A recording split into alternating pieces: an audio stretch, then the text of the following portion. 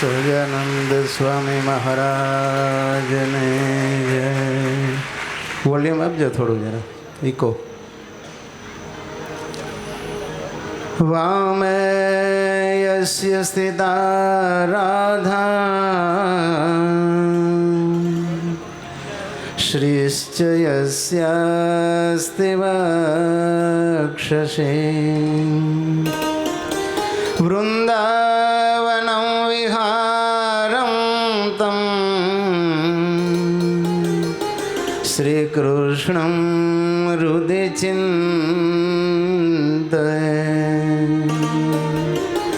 શ્રીકૃષ્ણં હૃદિ ચિંતયે.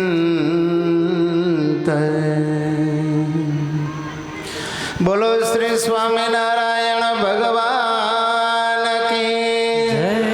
શ્રી હરિ કૃષ્ણ મહારાજ કી જય. શ્રી લક્ષ્મી નારાયણ દેવ કી જય.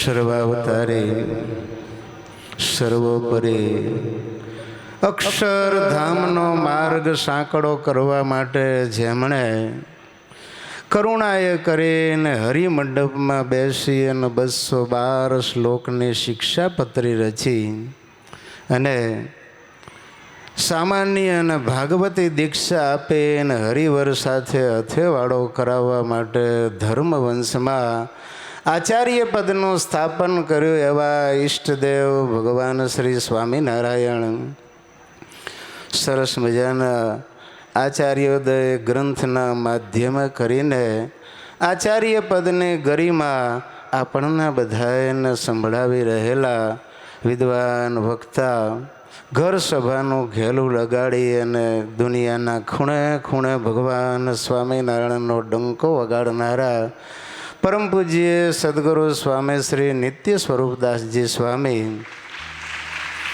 તથા શિક્ષાપત્રી કથાસાર એના દ્વારા શિક્ષાપત્રીના એક એક શ્લોકના ગહન અર્થોને શ્રોતાના મગજમાં સાર્થક કરનારા પ્રભુ પ્રેમી કુંડળ નિવાસી પરમ પૂજ્ય સદગુરુ સ્વામી શ્રી જ્ઞાનજીવનદાસજી સ્વામી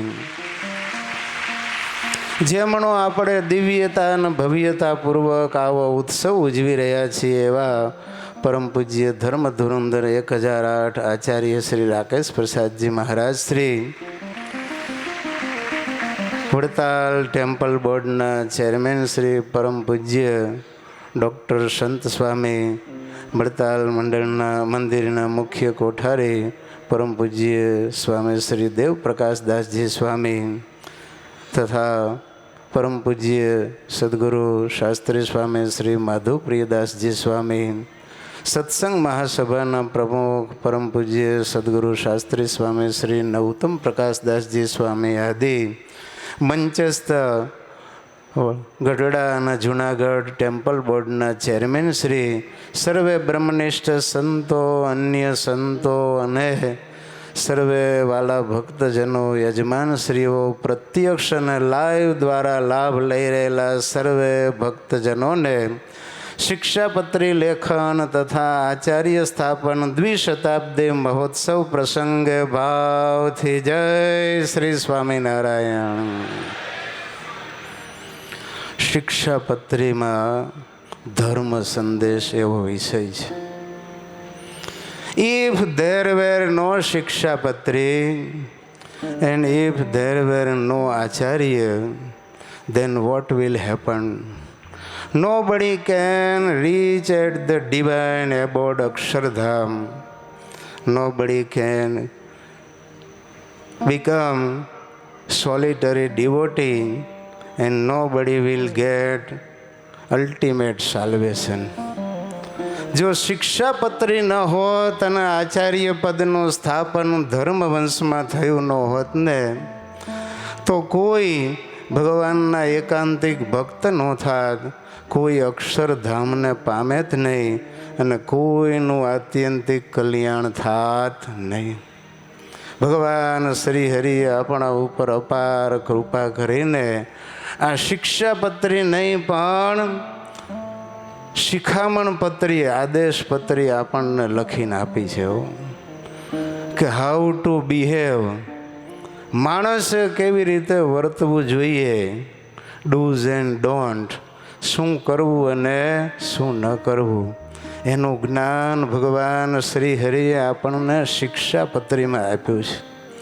શિક્ષાપત્રીમાં ધર્મ સંદેશ, હું એમ કહું છું કે આખી શિક્ષાપત્રી એ જ ધર્મ સંદેશ છે એમ કહીએ તો પણ કાંઈ ખોટું નથી. શિક્ષાપત્રી એટલે કે ભક્તો સહજાનંદ સ્મૃતિ, આ કળિયુગનો સ્મૃતિ શાસ્ત્ર, એને કહીએ કે સ્વામિનારાયણ સૂત્ર. ધર્મજ્ઞો માટે આ ધબકતું ધર્મશાસ્ત્ર અને નીતિ વિશારદો માટે આ નિપુણ નીતિશાસ્ત્ર છે. સ્મૃતિજ્ઞો માટે આ સરસ મજાનું સ્મૃતિશાસ્ત્ર છે. અને આજના સમાજ માટે આ એક વિલક્ષણ સમાજશાસ્ત્ર છે એમ કહીએ તો પણ ભાઈઓ ખોટું નથી. તો આવી દિવ્ય શિક્ષાપત્રી, એની અંદર આમ તો ભક્તો એક એક શ્લોકમાં ધર્મ સ્ફુટિત થાય છે. છતાં પણ આમ જોઈએ તો શિક્ષાપત્રીમાં જે છડ ધર્મ આપણે કહીએ, વર્ણ ધર્મ, આશ્રમ ધર્મ, વર્ણાશ્રમ ધર્મ, સામાન્ય ધર્મ, ગૌણ ધર્મ અને નિમિત્ત ધર્મ, આ બધા જ પ્રકારના ધર્મોનું આલેખન ભક્તો આપણને આ શિક્ષાપત્રીમાં દૃષ્ટિગોચર થાય છે. એમાં પણ જો સ્ટાર્ટિંગમાં જોઈએ ને તો અહિંસા ધર્મ, ઘણા શ્લોકો દ્વારા અહિંસા ધર્મનું નિરૂપણ ભગવાન શ્રી હરિએ આ શિક્ષાપત્રીમાં કર્યું છે.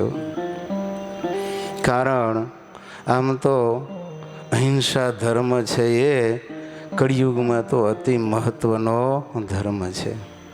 શિક્ષાપત્રીના શ્લોક 11થી જો ભગવાન આજ્ઞાની શરૂઆત કરતા હોય ને તો કહે છે, કશ્યાપી પ્રાણીનો હિંસા નૈવ કાર્યાત્ર મામ કહી સૂક્ષ્મયુકા મત્કુણા દેરપી બુદ્ધ્યા કદાચન. દેવતા પિતૃયાગાર્થમ અપ્ય જાદેશ હિંસનમ. ભગવાને આ શિક્ષાપત્રીમાં લૌકિક હિંસા અને વૈદિક હિંસા બે હિંસાનો નિષેધ કર્યો છે. એમ સ્વહિંસા અને પરહિંસાનો પણ નિષેધ કર્યો છે. અને કાયિકી, વાચિકી અને માનસી આ 3 પ્રકારની હિંસાનો પણ વિવિધ શ્લોકોમાં નિષેધ કરેલો છે. આમ તો વેદનું પણ તાત્પર્ય છે કે મા હિંસ્યાત સર્વ ભૂતાની, જીવ પ્રાણી માત્રને ક્યારેય હિંસા ન કરો. અહિંસાનો સંદેશ જેવો શિક્ષાપત્રીમાં ભગવાન શ્રી હરિએ આપ્યો છે ને, એવો કદાચ બીજા કોઈ શાસ્ત્રમાં નહીં હોય એમ કહીએ તો પણ ભક્તો જરાય ખોટું નથી. લ્યો, એમ કહે છે કે ઝીણા એવા જૂ, માકડ, ચાંચડ આદિક જીવને પણ જાણીને તો ક્યારે કોઈએ હિંસા કરવી નહીં. લ્યો, આ લૌકિક હિંસા, માતાઓ, બહેનો, દીકરીઓ માથામાંથી જૂ કાઢીને 2 નખ વચ્ચે દબાવીને મારી નાખે. ખાટલામાં માકડ થયા હોય તો પછાડીને, દિવાલ ઉપર જતા હોય તો આમ લીસોટો કરી અને માકડના રામ રમાડી દે. તો એ હિંસાનો નિષેધ ભગવાન કરતા કહે છે. જુઓ, અરે સંપ્રદાયમાં તો એવા ભક્તો થયા છે ભક્તો કે હિંસા કરવાની તો ક્યાં વાત, પણ હિંસાની શંકા માત્ર થાય ને તો પણ અનાજ લેવાનું બંધ કરી દે. લ્યો, વડોદરાના એક વલ્લભજી સોની બહુ સારા ભગવાનના ભક્ત હો. એક સોની વલ્લભજી સારો, પ્રેમી ભક્ત પ્રભુજીને પ્યારો, રાખે નિયમ અતિ હેત ધારી, જેમ અન્ન જમે અન્ન જતને સુધારી, પડીએ કદી જંતુની ભ્રાત, ગયો સુખ ન રહીને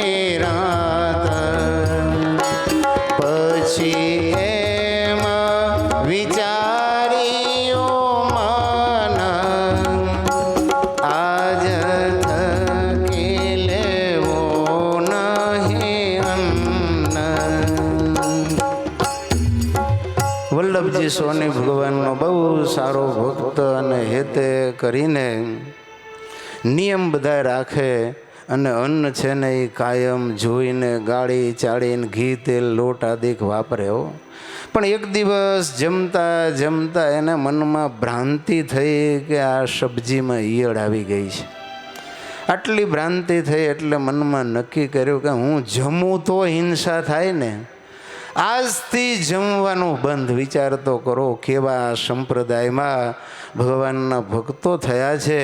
જીવ હિંસાના ભયે કરીને ભોજનનો ત્યાગ કરે એવા આ દુનિયામાં ક્યાં તમે સાંભળ્યા છે? છોડી દીધું જમવાનું. ઘણા દિવસો વિધિ ગયા છે, એમને એમ જમ્યા વગર ભગવાનનું ભજન કરે છે. તોય તેણે રહે ખુમારીમાં ઘણું લ્યો. પણ શ્રીજી મહારાજ પાસે આ સમાચાર મૂક્યા કે અમારો વલ્લભ ભ્રાંતિએ કરીને ખરેખર ઈયળ જોઈ નથી, તોય છોડી દીધું જમવાનું. ભગવાનના સમાચાર મળ્યા ને પછી મહારાજે મોકલ્યો કહી એટે તારે રાખવી નહીં જમ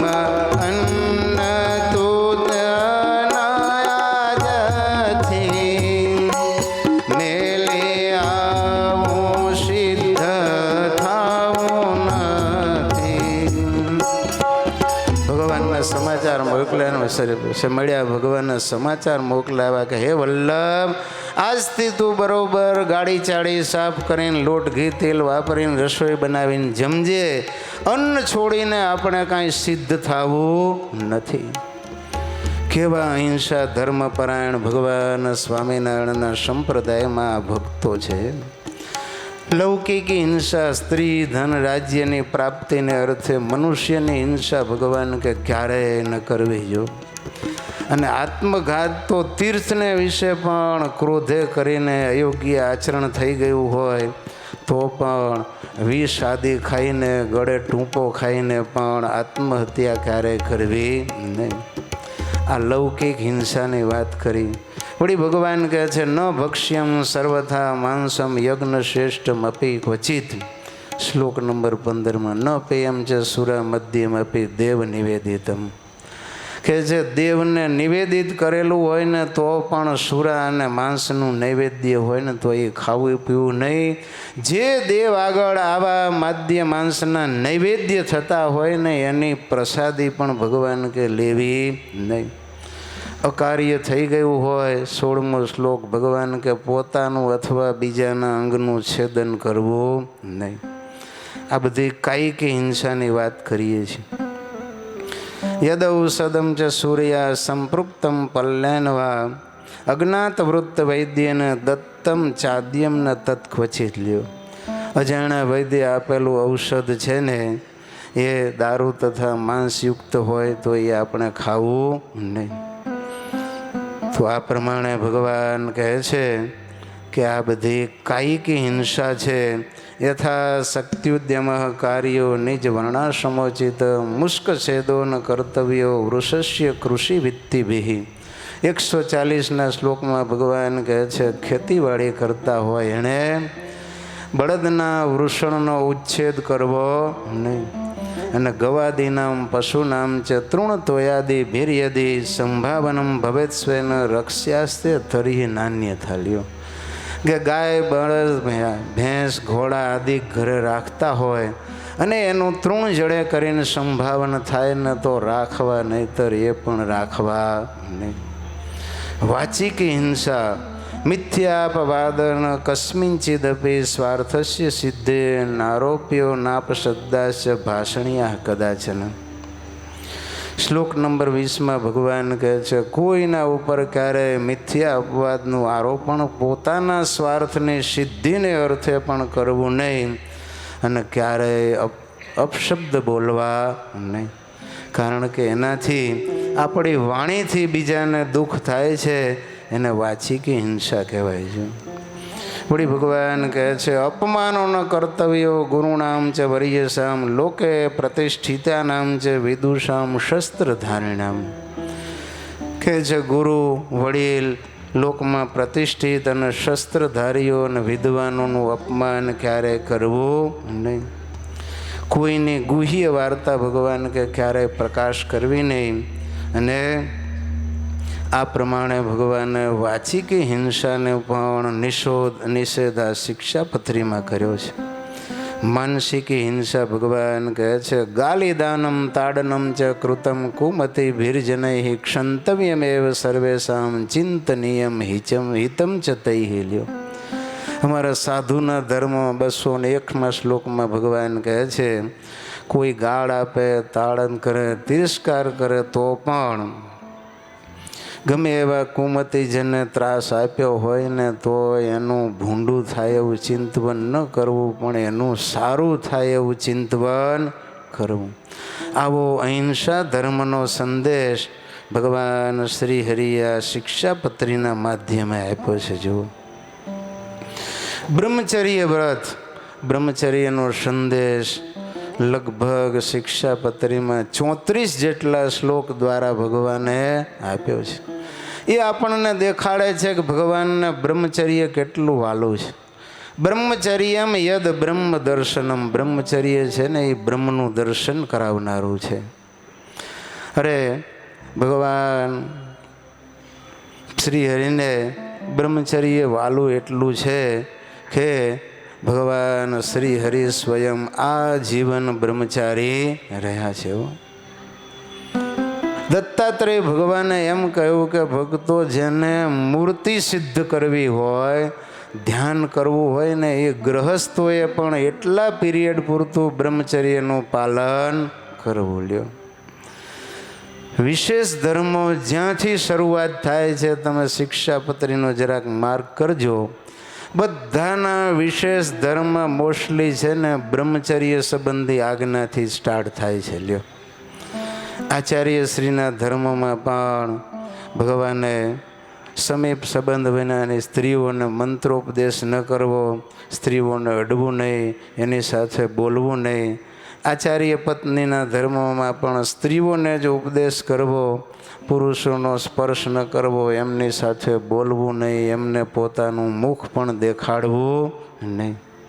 ગૃહસ્થના ધર્મમાં પણ એવી જ આજ્ઞાઓ ભગવાને કરી કે પોતાની મા, બેન અને દીકરી સંગાથે પણ આપતકાળ પડ્યા વિના એકાંત સ્થળમાં રહેવું નહીં. ઘણાને એમ થાય કે મા, બેન અને દીકરી સંગાથે એકાંતમાં રહેવામાં શું વાંધો છે? બ્રહ્માજીનું દૃષ્ટાંત આપણે શાસ્ત્રોમાં નથી સાંભળ્યું. પિતામહ બ્રહ્મા, વિચાર તો કરો, આ સૃષ્ટિના સર્જક કહેવાય. કરોડિયો એના ઝાડામાં બંધાય ને કરોડિયો એના ઝાડામાં ફસાય. બ્રહ્માજીની સ્થિતિ આવી થઈ, પોતે રચેલી માયામાં પોતે ગૂંચાણા. વિચાર કરો, દીકરી સરસ્વતી સામે ટીકટીકી લગાવીને જોવાથી બ્રહ્માજી જેવા બ્રહ્માજીને પણ મોહ ઉત્પન્ન થયો છે. અમદાવાદમાં થોડાક વર્ષ પહેલાં આવી ઘટના ઘટેલી. એક પિતાજી એમની દીકરીને પરણાવતા જ નહોતા. સગા સંબંધીઓ બધા એમ કે તમારી દીકરીના મેરેજ હવે કરો. ન છૂટકે પછી ધરાહારથી એને મેરેજ કરવા પડ્યા. મેરેજ કર્યા પછી પરણીને રાણીપમાં પરણાવી હતી. તો ત્યાંથી પાછા રોજ બે ચાર દાડે પોતાની દીકરીને ઘરે બોલાવે અને એની સાથે ન કરવાનું કામ કરે. આખરે દીકરીએ એના પતિને વાત કરી કે મારા પિતાજી આવા હવસખોર છે અને મારી હારે આવા આડા સંબંધ રાખે છે, એટલા માટે મને પરાણે બોલાવે છે અને મારી સાથે પાપ કરે છે. પોલીસ સ્ટેશનમાં એને કમ્પ્લેન નોંધાવી અને એના બાપને પછી સજા થઈ. તો આ જીવતા જાગતા દ્રષ્ટાંતો ભક્તો આજે આપણા નજર સમક્ષ છે. આણંદમાં પણ વર્ષો પહેલાં એકવાર ઘટના આવી ઘટેલી. એની દીકરી ઉપર એના સગા બાપે બળાત્કાર કરેલો. તો ભગવાન શ્રી હરિ ને બ્રહ્મચર્ય એટલું બધું વાલું છે કે એક વખત અક્ષય ઓરડીમાં ભગવાન એક ગુલાબનું ફૂલ છે ને એને નાકે અડાડે, આંખે અડાડે, કપાળમાં, છાતીએ સૂંઘે. મુક્તાનંદ સ્વામી કે મહારાજ, આ ફૂલમાં એવી તો છે વિલક્ષણતા છે કે આપ આટલું બધું હેત આ ગુલાબના ફૂલ ઉપર કરો છો. શ્રીજી મહારાજ કે સ્વામી સ્વામી, આ ગુલાબના ફૂલમાં અમને ગોવિંદરામ અને અમૃતબાઈ જે મેથાણના છે ને એના બ્રહ્મચર્યની અમને સુગંધ આવે છે, એટલે અમે આ ગુલાબના ફૂલ ઉપર આટલું વાલ વરસાવીએ છીએ. વિધવાના ધર્મો, સધવાના ધર્મો તમે જુઓ. રૂપ યૌવન યુક્ત પુરુષને સાથે એને પ્રેમથી જુઓ નહીં, ભગવાન કહે છે. અને પોતાના નાભી સાથળ આદિ અંગો દેખાય એમ વર્તવું નહીં. વિધવાના ધર્મોમાં પણ 5 શ્લોકમાં બ્રહ્મચર્યનું વિસ્તારપૂર્વક વર્ણન ભગવાને કર્યું છે. નૈષ્ઠિક બ્રહ્મચારીઓના ધર્મ હોય, સાધુના ધર્મમાં અષ્ટાંગ બ્રહ્મચર્યની ભગવાને વાત કરી છે. જુઓ કે 8 પ્રકારે સ્ત્રીઓનો ત્યાગી હોય રાખવો. અમેરિકાના એક પાદરી તમે જુઓ, દર્શન કરવા માટે રોજ એના શિષ્યો આવે ને. એક શિષ્યની બાલિકા હતી 4-5 વર્ષની. રોજ એને રમાડે, બેસાડે, ખોળામાં બેહાડે. સમય જતા એવી પરિસ્થિતિ થઈ કે એ દીકરી સાથે પાદરીએ સંબંધ બાંધ્યો અને એને ગર્ભ રહ્યો. જો કેટલી આ બ્રહ્મચર્યની આજ્ઞાઓ ભગવાનની છે. અને ભગવાન શ્રી હરિએ શિક્ષાપત્રીમાં સર્વધર્મ સમન્વયનો સંદેશ આપ્યો. એકેશ્વરવાદ તમે જુઓ. કૃષ્ણ કૃષ્ણ અવતારણામ કહે છે ભગવાન, કહે છે ભગવાન શ્રી કૃષ્ણ અને એના અવતારોનું ધ્યાન કરવું, એ સિવાય ગમે એવા બ્રહ્મવિદ હોય તો પણ એનું ધ્યાન ક્યારેય કરવું નહીં. વિષ્ણુ શિવો ગણપતિ પાર્વતી ચ દિવાકર એતાહ પૂજ્ય તયા માન્યા. ભગવાન કહે છે આ 5 દેવો છે એને પૂજ્યપણે કરીને તમારે માનવા. ગણપતિ દાદાનું ભાદરવા સુધી ચતુર્થીને દિવસે, હનુમાનજી દાદાનું કાળી ચૌદસના દિવસે પૂજન કરવું. અને ભગવાન કહે છે રસ્તે ચાલતા શિવાલય આદિ મંદિરો આવે તો આદર થકી તે દેવનું દર્શન કરવું. આમ ભગવાન શ્રી હરિએ સર્વધર્મ સમન્વયનો સંદેશ પણ આ શિક્ષાપત્રીમાં આપ્યો છે. આમ તો એમ કહીએ કે કયા ધર્મનો સંદેશ ભગવાને નથી આપ્યો એ કહેવું હોય તો શોધતા આપણે થાકી જઈએ, પણ એ આપણને મળે નહીં. તો 4 વર્ણના બ્રાહ્મણ, ક્ષત્રિય, વૈશ્ય અને શૂદ્રના ધર્મોનું પણ ભગવાને આલેખન કર્યું છે. ધર્મ, જ્ઞાન, વૈરાગ્ય, ભક્તિ એ બ્રહ્મરૂપે કરીને ભગવાનની ભક્તિ કરવી. તો આ પ્રમાણે ક્યાં થૂકવું અને મળમૂત્ર કરવું ત્યાંથી માંડી અને બ્રહ્મરૂપ થઈને ભગવાનના ધામમાં જવા સુધીની વાતો ભગવાન શ્રી હરિએ માત્ર અને માત્ર 212 શ્લોકની આ શિક્ષાપત્રીમાં આપણને કરી છે. તો આ શિક્ષાપત્રીમાં એકો-એક ધર્મ ભગવાને નિરૂપ્યા છે એમ કહીએ તો પણ ભક્તો જરાય ખોટું નથી. તો આજના દિવસે ભગવાન શ્રી હરિની કૃપા થકી આવો સરસ મજાનો આ દિવ્ય ડબલ મહોત્સવ, ડબલ શતાબ્દી મહોત્સવનો આનંદ જામ્યો છે. આટલા બ્રહ્મનિષ્ઠ સંતો અને હજારો હરિભક્તો ન કેવળ આ સભા મંડપ પણ બહાર છે કે ઓફિસ સુધી હરિભક્તો ખુલ્લો આકાશમાં અને નીચે ધરતીમાં બેસીને આ મહોત્સવને માણી રહ્યા છે. એનો પણ પ્રતાપ તમે જુઓ આ આચાર્ય મહારાજ અને આ શિક્ષાપત્રીનો છે. જે કોઈએ આ મહોત્સવમાં તન મનથી સેવા ધનથી સેવા કરી હશે, અરે કેવળ દર્શને આવ્યા હશે અને પ્રસાદ જમ્યા હશે, એ સૌ કોઈનું ભગવાન શ્રી હરિ આ ઉત્સવના માધ્યમે ચોક્કસ કલ્યાણ કરશે ને કરશે. એમાં કોઈ શંકાને સ્થાન નથી. અમારા ગુરુવર્ય સદગુરુ ધ્યાની સ્વામી તો ભક્તો હાલતી ચાલતી શિક્ષાપત્રી અને જીવતું જાગતું સત્સંગી જીવન કહીએ તો પણ ખોટું નથી.